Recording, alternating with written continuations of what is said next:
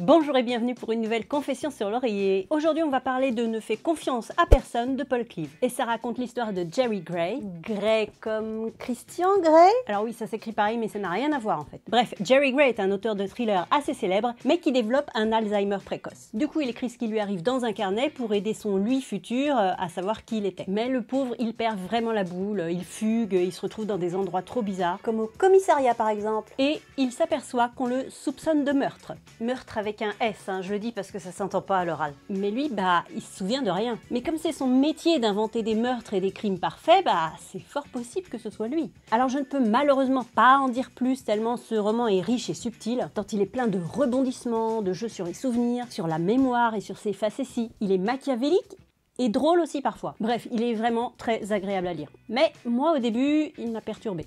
Pourquoi ? Eh bien parce qu'à la base j'ai une très bonne mémoire, mais j'ai l'impression qu'elle s'use, qu'elle s'érode, qu'elle s'élime, qu'elle... Bon, tu vas pas nous faire un épisode sur les synonymes là? Parfois je fais des choses, mais je sais pas si je suis en train de les faire vraiment ou si je dors et que je rêve que je suis en train de les faire.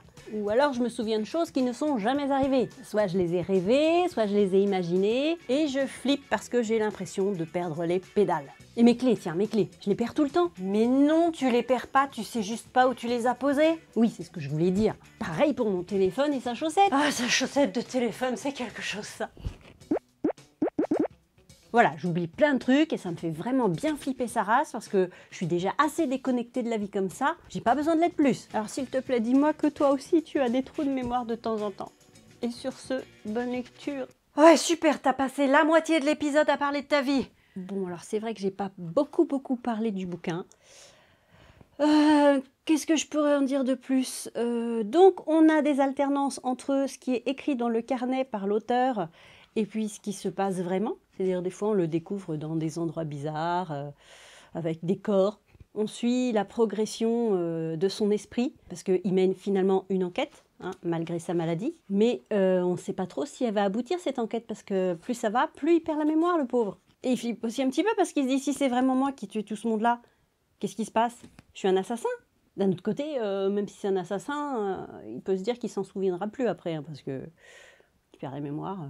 Non, mais c'est vraiment bien. En fait, ça fait vraiment flipper sur la mémoire, quoi, parce que tu te dis, mince, si un jour ça m'arrive, si je me souviens de rien, et tu te dis, mais je peux faire n'importe quoi, je m'en souviendrai pas, et ma conscience, elle fonctionne plus, ma morale fonctionne plus. Il y a vraiment quelqu'un d'autre qui prend le dessus dans mon cerveau, c'est une horreur, quoi. Ouais, moi, ça m'a fait flipper dans ce sens-là, quoi. Le livre est bien écrit, hein, il y a du suspense, tout ça, mais il y a aussi cette couche-là en plus, quoi.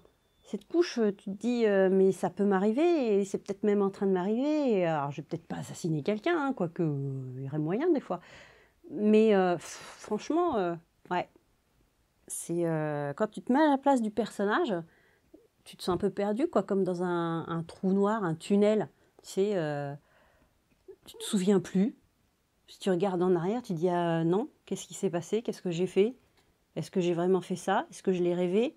Alors le mec, il écrit, quoi, mais... Ah, puis des fois, il y a des pages qui manquent dans son carnet. Alors, il se dit, mince, c'est ma femme. Est-ce que c'est moi quand je m'en souvenais plus? Enfin voilà, donc moi, j'en ai pas beaucoup parlé dans ma vidéo qui était écrite, parce que je veux pas spoiler non plus, quoi. Si j'en dis trop, c'est dommage, parce que c'est bien travaillé, il n'y a pas un mot au-dessus de l'autre, un mot qui va révéler trop, quoi. Ouais, c'est bien travaillé comme texte. Bon, du coup, moi, j'avais jamais lu de Paul Cleave avant, mais je sens que je vais en lire d'autres.